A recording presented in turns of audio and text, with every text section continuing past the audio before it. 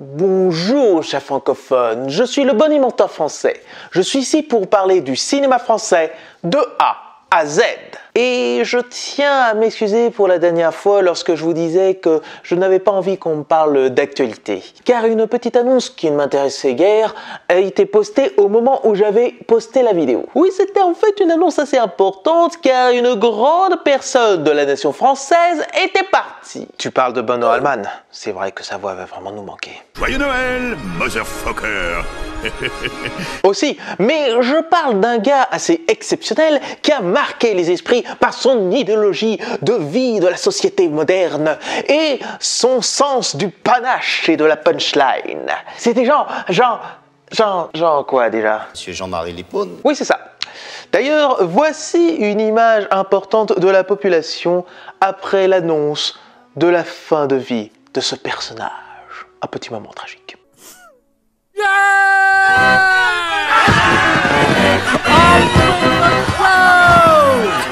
Tu sais qu'avec ce que tu viens de faire, ta vie s'est écourtée là. T'aurais mieux fait de t'attaquer à un gaucho, t'aurais eu la vie plus tranquille. Mourir, vivre, qu'est-ce que ça change? De toute façon, il y a 1000 fois pire que ça. Comme ce qui se passe au Liban avec ce pseudo Adolphe. Et du coup, c'est un suicide. Non, mais c'est un adieu. Et c'est justement ce dont on va parler en partie avec le film du jour. C'est fort de changer de sujet aussi vite. C'est comme ça qu'on m'appelle la flèche. Mais bon, pas le temps de s'apitoyer sur son sort. Donc... Le quatrième mur de David Oellhoffen. David Oellhoffen est un cinéaste français qui a très vite été un passionné de cinéma dès son plus jeune âge. Et ce sera à partir de 1996 qu'il commencera sa première réalisation avec Le Mur. Il y a un lien avec son dernier film? Peut-être que oui, peut-être que non. Court-métrage qui lui a permis d'entrer directement par la grande porte en étant sélectionné pour les Césars de 1998 dans la sélection court-métrage. Mais bon, il n'a rien reçu. Néanmoins, avec ce premier coup d'essai, ça lui convaincra de poursuivre son expérience de réalisateur. C'est ce qu'il fera avec plusieurs autres petits projets qui ont fait grand bruit dans les festivals pour que son dernier Sous le bleu, sorti en 2004, soit sélectionné à la Mostra de Venise et de nouveau au César en 2006. Et c'est là qu'un an plus tard qu'il se décidera à réaliser son premier long métrage, Nos retrouvailles. Mon père il est parti parce qu'il a jamais eu aucune force. C'est un faible, Annie.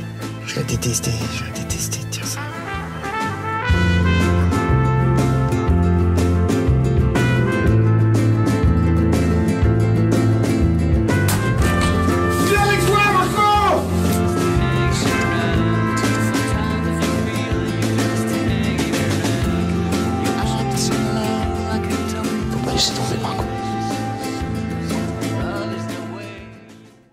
Film que j'avais parlé un court instant, car c'était l'une des premières apparitions au premier plan de Nicolas Giraud. Pour en savoir plus, c'est ici. Donc à la suite de la sortie de son long métrage, pour un premier coup d'essai, ce fut une fois de plus un succès critique, mais pas public. Et en même temps de ses réalisations, il ira dans la scénarisation en travaillant avec des films qui ont eu plus ou moins du succès. Encore du Nicolas Giraud. Je vous ai dit que son film La Sonote était génial. Il aura quand même pu recevoir le prix Jacques Prévert du scénario pour L'Affaire Escarin. Puis ce sera en 2015 qu'il sortira son deuxième film avec Reda Kateb et, excusez-moi du peu, Viggo Mortensen pour Loin des Hommes.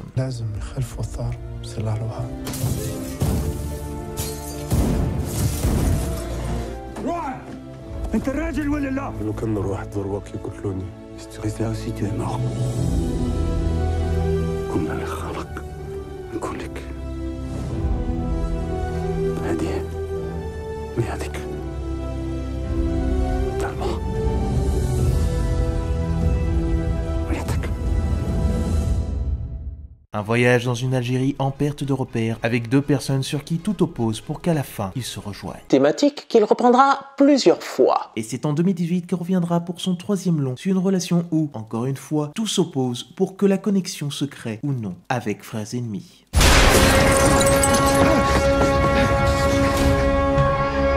Ils veulent m'avoir aussi. Dis-moi ce que t'attends de moi, je le fais. Tu continues le deal avec les Reyes. Tu dis là, car je les arrête. Et toi, tu me donnes le nom des terroristes. Ah, t'aimes ça jouer avec les gens, hein?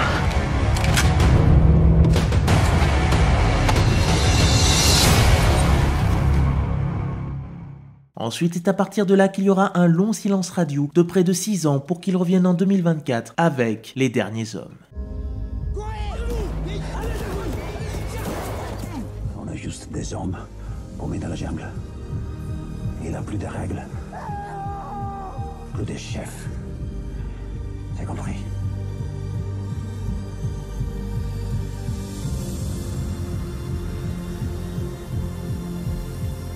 Est-ce que nous sommes déjà morts? Si l'un d'entre nous y arrive, on y arrive un peu tous. Peut-être le film de 2024 à avoir eu la pire distribution ever. Et quand tu te dis que c'était la dernière production de Jacques Perrin, en plus d'avoir aidé au scénario, c'est assez insultant pour le film. J'ai envie de dire que c'est parce que ça critique la colonisation, ou peut-être qu'il y avait trop de concurrence. Sauf que voilà, ils ont tous floppé, à part le Hopkins. Après, ce ne sont que des suppositions, mais c'est quand même triste que ce Apocalypse Now à la française n'ait pas pris. Bref, c'est peut-être pour cette raison que j'ai voulu parler de ce réalisateur, pas assez reconnu à sa juste valeur, pour le mettre plus en avant et de pouvoir vous présenter son dernier film, Le Quatrième Mur. Un autre film de guerre où il veut nous questionner sur l'homme et ses errances dans cette folie. Puis il sonne très fort avec l'actualité, vu que ça traite d'une guerre du Liban dans les années 80 qui a étrangement des similitudes avec aujourd'hui. Ah, y a pas à dire, c'est pas un pays facile. Donc arrivera-t-il à nous faire entrevoir un certain espoir dans ce monde de chaos? C'est ce que nous allons voir maintenant. Donc, qu'est-ce que j'en ai pensé?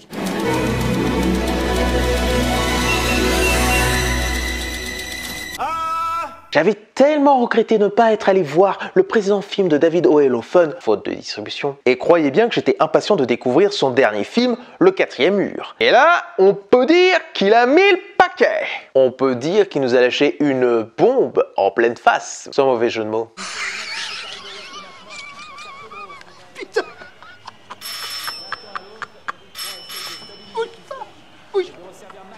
Donc tout commence au Liban, en 1982, où Georges part là-bas pour respecter la volonté d'un ami. Un projet aussi utopique que risqué, mettre en scène Antigone, afin de donner un moment de paix devant cette guerre qui déferle tout. Déjà, le film est une adaptation du roman éponyme de Sorge Chalandon, paru en 2013, qui n'est pas son premier coup d'essai de mise en image, car il a pu sortir aussi en BD et au théâtre. Bien évidemment, comme chaque adaptation, il y a des modifications. Comme ne pas trop parler du passé militant du héros, pour se concentrer sur la mise en scène de Antigone, avec un Georges plus mélancolique que dans le livre. Aussi, il ne parle pas trop de sa vie à Paris pour rester concentré sur la pièce et Beyrouth. Quand on fait des adaptations, c'est que la littérature et le cinéma ne fonctionnent pas pareil. Elles dialoguent, elles se marient assez bien, mais narrativement, c'est décidément, je ne savais pas le dire exactement quelles en sont les raisons, mais non, ça ne fonctionne pas pareil. Il y a des choses qu'on peut se permettre en littérature, et qu'il faut se permettre en littérature et qui ne fonctionne pas au cinéma. Et pour cette approche plus réaliste, O. Ellefson tournera une bonne partie du film au Liban pour rester pleinement sur la réalité du terrain, avec aussi la difficulté du tournage, car il y avait peu de distribution d'eau et d'électricité. Donc tous les murs brisés, toutes les fissures, toute la terre nous présente Beyrouth dans tous ses états. Et je crois que c'est encore plus fort quand tu te dis qu'il a tourné le film avant le conflit du 7 octobre 2023. Ce qui me terrorise, ce qui me terrorise vraiment, c'est que j'ai écrit ce livre dans le silence de l'actualité et le film va sortir dans le tumulte de l'actualité. Donc bien plus qu'une histoire du passé, il retranscrit indirectement le présent du pays. Et pour montrer toutes ces agitations, David prendra le choix de filmer à l'épaule pour être à fond dans l'action et dans l'intimité des personnages sans nous donner la chair. Oui, au moins, ce n'est pas du Paul Greengrass. Allez, j'assume.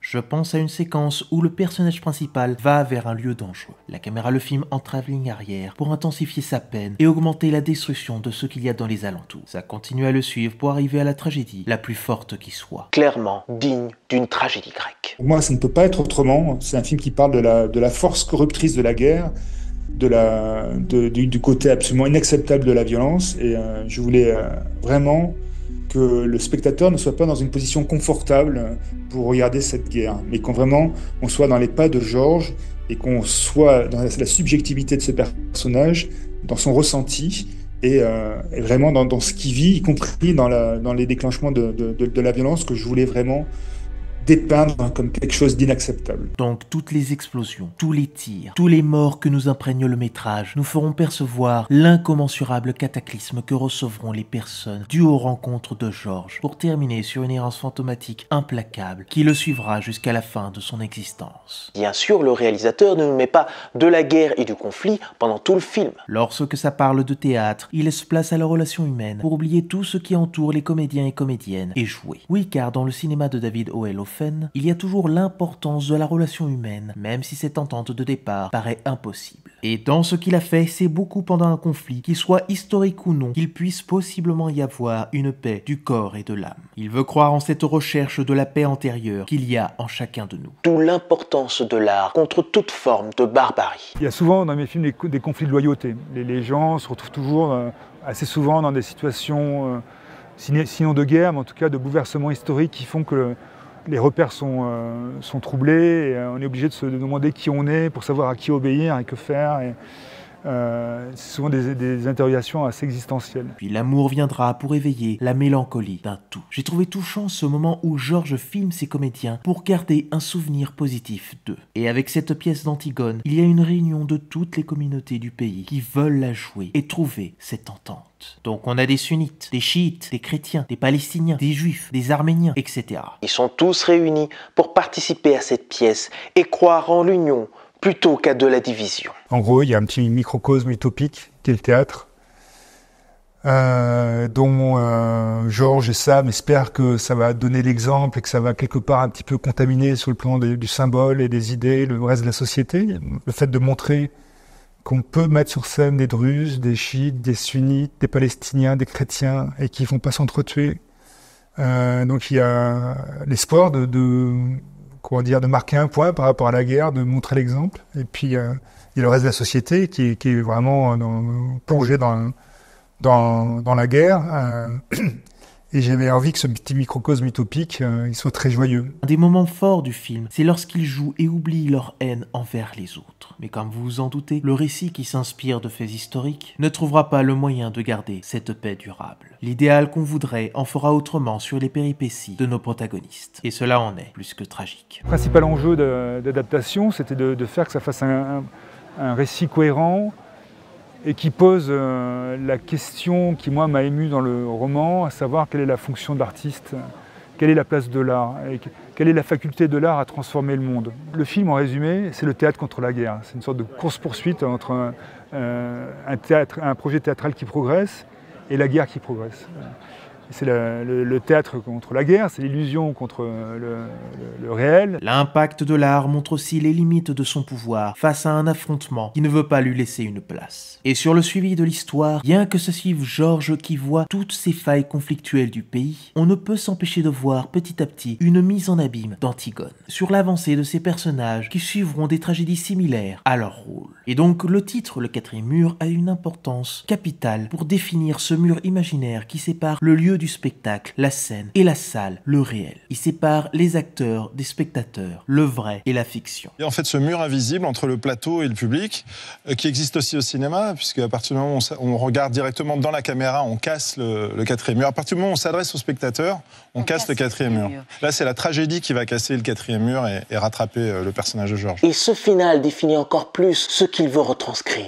Ensuite, pour ce qui est du casting, le film prendra beaucoup de second rôles et de figurants libanais pour être pleinement dans le réel de ce qui s'y passe. Puis on a des noms un peu plus connus avec Tarek Yacoub, Bernard Bloch, Mana Lissa et Simon Abkarian. Simon Abkarian qui prouve qu'il est un acteur de renom bien au-dessus de la moyenne. Simon Abkarian, ça a vraiment été une chance qu'il accepte de jouer Marwan. Simon, il est libanais, c'est un Libanais arménien. Il a grandi à Beyrouth, il a connu cette guerre civile de l'intérieur. Et pour lui, aller au Liban, il n'était pas allé depuis quelques années, c'était retourner en famille, retourner dans son pays.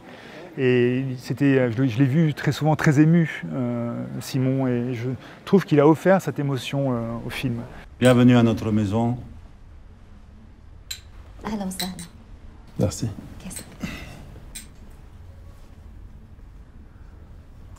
Très impatient de découvrir son interprétation de De Gaulle. Et bien sûr, celui sur qui tout repose sur ses épaules, c'est bien Laurent Lafitte. Encore une fois, il nous propose une performance saisissante en allant dans toutes les émotions existentielles possibles de son protagoniste. Là, je sais qu'on allait aller dans des territoires peut-être pas trop habituels pour lui. Vraiment de la tragédie et du premier degré. C'est un personnage où il n'y a aucune ironie. Et il porte cette espèce de fièvre, de naïveté par moments. Laurent, je trouve, de façon très émouvante. J'ai beaucoup aimé travailler avec Laurent Lafitte. Et effectivement, la première raison, c'était son expérience théâtrale Il y a quelques scènes de répétition théâtrale. Je pense que ça peut être très vite ennuyeux au cinéma, le théâtre. Je voulais rendre ces scènes extrêmement vivantes et je voulais absolument un comédien qui ne lise pas un scénario, qui ne suive pas les dialogues d'un scénario, mais qui invente, qui les vive. Ce que fait Laurent, parce qu'il a connu ça de l'intérieur. Ce sont vraiment des moments qui paraissent mous au premier abord, mais qui ont leur importance pour lâcher un peu de lest par rapport à la suite des événements. Et je vous dis pas quoi, mais on n'est pas prêt. Puis enfin, pour ce qui est de la musique, elle n'essaye pas trop d'être envahissante pour laisser place aux dialogues et aux acteurs, mais lorsqu'elle y est, elle permet de renforcer encore plus ce conflit fratricide de terreur et imprégner toute la tragédie du héros. Quand la vie paraît désuète, l'art doit être un rempart contre toute négativité possible, contre la haine de l'autre. Ainsi, nous pourrons possiblement retrouver l'émotion et le rire qui ont été perdus. Et ce sera là qu'il y aura une reconstruction et une unification de l'être brisé. Il n'y a pas de nécessité d'avoir lu Antigone d'Anouilh, et encore moins de Sophocle. Il n'y a pas de nécessité d'avoir une connaissance géopolitique particulière du Liban. Il n'y a pas de nécessité d'être un connaisseur du théâtre. Le film, il est ouvert et compréhensible à